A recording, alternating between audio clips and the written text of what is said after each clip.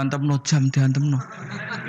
Kayak Indonesia jelas syarat yang dilempar, syarat kesekian kaunul marmi hajaron yang dilemparkan berupa batu. Maka tidak boleh pakai sandal, apalagi pakai dolar diulang. Setan dalam dolar, wah senengan ya. Itu jelas nih gue takrib yang dilempar memang berupa batu. Terus dimakruhkan melempar batu yang pernah dipakai. Terus ada keterangannya lagi. Wa ayu hajarin kada wa kada sah. Melempar dengan batu apa saja sah. Cuma yang terbaik adalah batu yang dari Musdalifah. Itu diterangkan detail. Dan itu terus sampai setahun. Orang pinter ya. Wis ngono dongane duwe serep koyo standar militer, duwe alternatif B. Dadi yaiku donga nak rapal wis dikalungno. Ora kakuati piye malaikat. Jadi setan nggodho muga-muga lali jebule nggo cadangan. Wes pokoke pusing ngadepi kaji Indonesia setan lu. Dadi dilalekno jebule nggo apa? Cadangan. Dikalungno bisa. Dadi serangan salah. Lho kon bolak-balik haji tawaf, jare ketua apa? Regune, iku tawaf wis ping 7. Jare ibu-ibu ning gurine niku jare lagi ping 6, bantah-bantahan. Bantah-bantahan. Sing wong akeh ora mikir cek 6 cek 7 wis pokoke akhire rombongan iki mamang kabeh. Nah cara fikih kan ngambil al-aqal 7 mbek 6 kon milih 6. Ketua rombongane mau kalah. Lho Bu, sampean ra percaya kula lho bukaan bareng dibukakno apa doa putaran ke-7. Dadi doa putaran pertama diwaca. Engko tawaf kedua doa putaran. Dadi aku gak ngarah lali, Bu. Iki putarane ono. Dadi lempirane iku batinku aku sing wong alim ora ndedonga serep 7. Iku ning kitab ora ono, yakin ora ono. Terus apa kok Pak? Iku ono kitabe ora Gus butuhe iku ben ra lali. Lah sing bantah yo pinter cah wedok iku. Ibu-ibu. Ora iso, Pak. Aku ndek karet 7. Iki sing pindah lagi 6. Wah, matene wong. Dadi karet versus doa. Wah, matene wong. Liyane ditakoki, "Duka, Mbak?" Pokoke kula melok ae. Akhirnya kula takoki, aku asline ya ora mutawif ya ora pembina. Tapi nek wong alim kan ketara kene ndi wong alim tetep ketara, tetep. Akhirnya mulai takon, "Mun Pak, mau terserah jenengan." Ya anut aku ya anut fikih kon milih al-aqal apa? 6 apa 7 ya milih 6, tapi ojo arane aku milih ibu-ibu. Ya akhirnya oke, baleni pisan kelas. Atine setan iku gak kuat. Jadi gak mungkin Indonesia mamang kok 7 mbek 5, tapi 7 mbek 4. Pengkaretannya pasti tidak. Akhirnya saya mutawifat tak mau ngene iki, Fat. Pak, paling oleh buka rong lempir langsung pisan. Yo kita. Lempiran kan bukaane sitok-sitok kan iso wae apa? Langsung loro. Semenjak iku dekne, nak ngono iku Gus, bahaya lempiran. Bahaya nek misale kowe kesusu buka terus untuk telu nggih. Misale kelet apa? Kelet kan. Tapi betapa hebatnya kaji Indonesia itu. Ono karet, ono lempiran. Pembalang jumroh yang ngono, waktu wis diitung ke hotel, nak jumlahe 7. Dadi lalilah wis tetep 7 wong pancen. Dipersiapno tenan. Waktu 7 seri pertama digowo. Seri kedua digowo. Wong liya iku ora, balang cek ngitungi waktu kadung wis ribet tuh kaji liyane Indonesia. Indonesia hebat. Lah hebatnya mau wis bayar larang kok rasa iku ora trimo. Wong Indonesia iku tak darani salate rasa tenang ae kan gak bayar.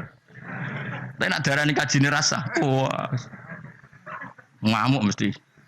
Larang kok gak sah lho dadi. Mulane medhit yo ono barokah ya mergo eman nak ras sah kan bayar. Ayo wong Indonesia barani salate rasa tenang ae. Ono manasik salat. Mergo rasa gak bayar rasa wis. Malah Indonesia ku lucu kajine bener nak salat do salah. Perkarane ora tau do ngajari salat. Wong rasa ra apa-apa ora bayar wae. Tapi nak haji bayar. Mulane apa salat itu perlu bayar. Ben rondo ana perhatian. Ya, dadi ngarepe Ka'bah utawa debat pisan niku. Gak iso, Pak. Karetku iku ditutono tangane. Ning kene 7, ning kene kosong. Lah sing pindah lagi 6. Kan kurang Sitok. Dadi dekne keyakinane 6. Sing mutawi didudono doa putaran ke-7. Lho Gus dongaku tok kene jare. Khilaf kan. Akhirnya jamaah kan yo mikir, Pak. Akhirnya dan mutawif itu kan karena seringnya mungkin kan dia kan tiap tahun haji profesi kan potensi sembrono kan lebih tinggi. Wong gaji podo kan ngono wae. Jadi cara aku meyakinkan ibu-ibu mau. Yo dijiwai. Tapi nek mutawif kan keseringan wong tau ana mutawif tak takoki tapi iki rahasia tapi tak omongno. Tak omongin. Pak, kowe udah kaji tenan jawabe lucu. Gak Gus gak kaji, sebagai ritual. Tak tahu, kena apa kaji? Ku wesel lho Gus, nak niat kaji. Karena kalau dia niat kaji, itu kan kena aturan hukum haji. Nak sempakan gak sah, kena sabun ra oleh, kena minyak. Mutawif yang sudah bertahun-tahun jadi mutawif, ternyata gak niat kaji. Jadi penampilannya kaji, tapi dia ada niat kaji. Tapi ya, kadang kalau adus, ku wesel sabu. Tapi kira rahasia, tapi tak omong. Tapi tidak semuanya. Tapi banyak tak tanya jawabnya gitu. Oh capek. Karena kalau dia ikut niat haji itu kan kena aturan haji. Aturan haji berat lah. Kuwesel adus sabunan gak oleh. Banyak lah yang terus. Artinya ini potensi dekne ceroboh itu tinggi sekali wong. Kelakuane ngono maksudnya iki angel teman terang no. Jadi karet versus halaman. Iku ya mau orang Indonesia tok seperti itu, saking hati-hatinya. Akhirnya ya mau, aku nak buat takoki ya milih fikih, cara fikih nak mamang 7 mbek 6 ya. Karena yang lain enggak debat, yang lain enggak duwe ingatan. Ngono sing nganggo kaban nangis ya Allah, nusul aku ora roh ping 6 mbek 7 iku. Moe menang kalah nangis ro kaban nangis malah repot menang ngajak wong iki wis. Menangis utange mbok didosane ya ora roh. Tapi betapa orang Indonesia semuanya tertata. Saya ulang lagi semuanya tertata.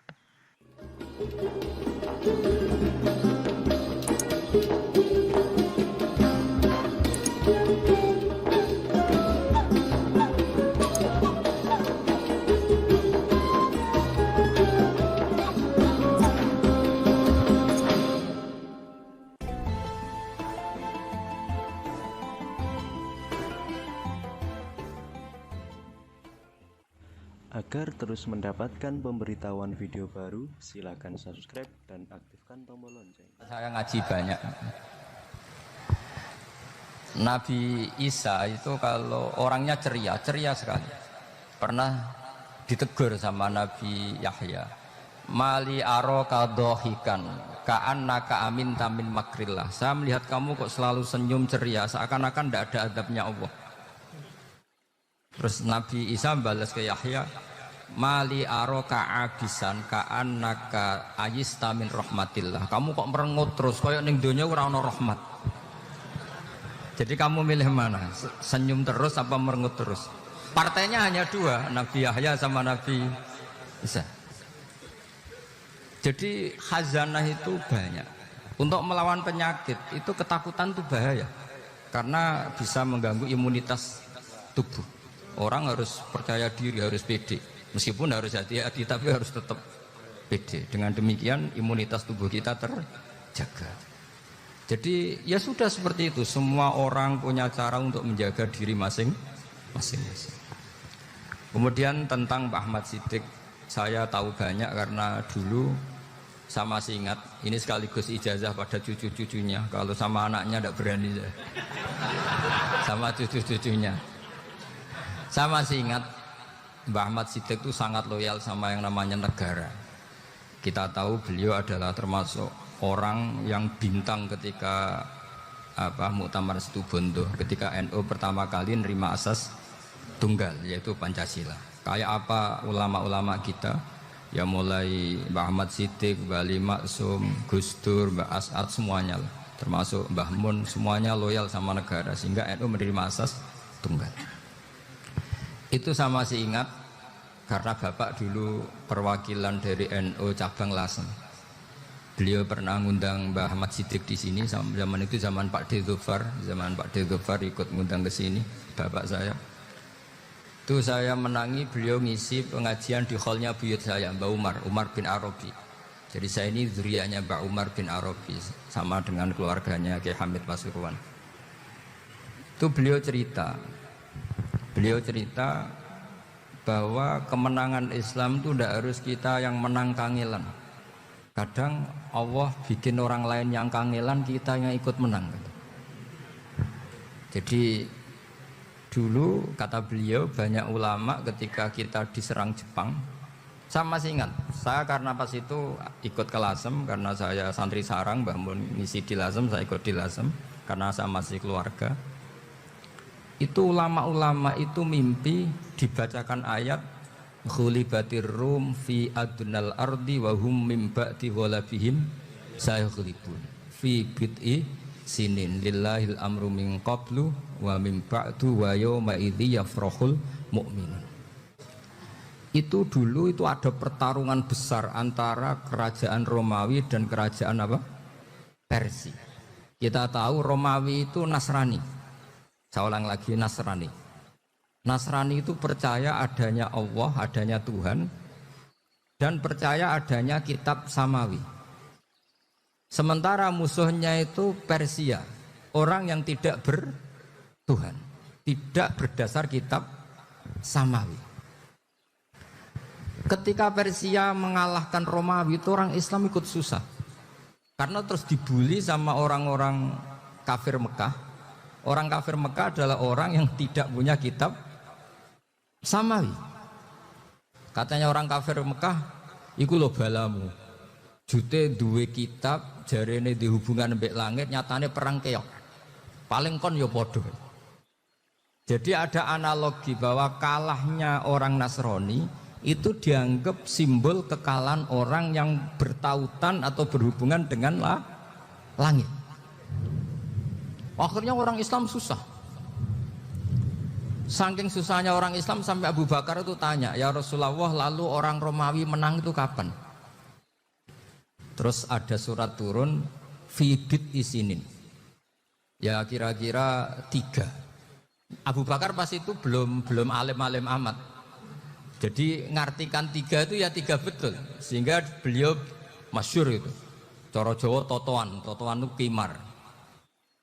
Pokoknya nanti Romawi pasti menang 3 tahun lagi. Akhirnya ketika datang itu taruhannya dengan 10 onta. Datang ke Rasulullah, Nabi menjelaskan, loh ndak. Bid'u itu mabena salas ilatis itu 3-9. Kamu jangan bilang 3. Ya sudah, taruhannya ditambah. Taruhannya ditambah sampai 100 onta. Tapi pembuktiannya enggak 3 tahun tapi nunggu 9 tahun. Zaman jangan tanya, berarti dulu pernah taruhan halal. Zaman sebelum ngaji saya, sampean sudah sering taruhan, jadi jangan nyalahkan saya. Nanti itu ada ilmunya, namanya nasah apa? Mansukh. Dan taruhannya Abu Bakar tidak kayak sampean. Taruhan yang sangat-sangat demi Islam, bukan demi khadun nafsi. Betul. Ketika tahun ke-7 orang Islam itu menang. Gila ya, tahun 9 itu umat Islam menang. Menangnya umat Islam mengalahkan musyrik Mekah itu di Badar. Romawi mengalahkan apa? Persia.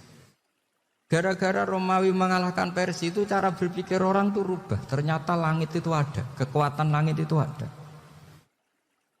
Sehingga meskipun akhirnya orang Kristen bilang ada Trinitas, terus mereka keliru dalam mengartikan Isa, tapi ada sekian nabi yang mereka sebut dan mereka hormati.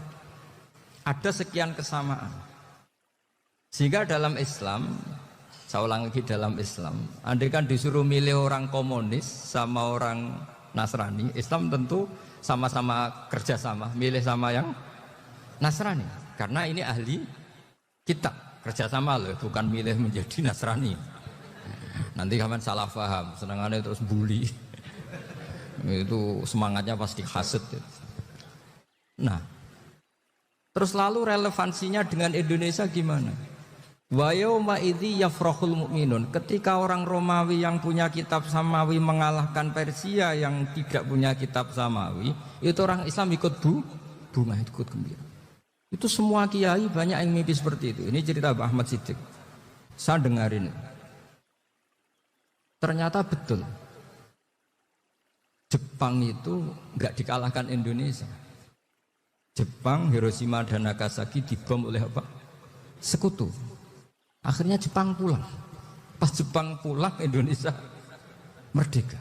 Itu dulu kiai-kiai sudah nakwil bahwa menangnya Indonesia itu tidak harus mengalahkan penjajah. Pokoknya nanti penjajah ada yang mengalahkan. Jadi orang Islam zaman itu tidak bisa mengalahkan Persia. Yang mengalahkan itu Romawi. Tapi orang Islam ikut gembira. Itu sebenarnya wa yauma idzi yafrahul mu'minun binasrillah. Jadi orang itu cara berpikir